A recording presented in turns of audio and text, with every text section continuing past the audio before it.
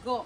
Namoy naugon nga hagdan karon ug syempre unya sa kaon nga 355 steps. Ang pasaka is hangak jud mo nang hinay-hinay lang. Kung batiyon og kakape og kaluya magrelakso sa dili mo likod dayon kay mao nay mag-cause of collapse. Naay balsa sa bus pwede mo musakay padulong sa mismong waterfalls. Pero naa kini bayad. Mao ni ato ang bamboo raft rate. Naatay guide siya ang assist ninyo sa bus mo tabang og dala sa inyong gamit mo bantay sa inyong gamit while kamo ga-enjoy. Sila sad ang magsaka o mag-segregate sa inyong basura kay dili pwede magbilin or maglabay og basura sa ubos. Sila sad magdala sa inyong life jacket panaog og pasaka. Kini sila dili sila trabahante diri og naa sila'y bayad na 200 pesos kada isa ka guide. Pero kung maayo go kilahang serbisyo sa inyo ha pwede ninyong dugangan.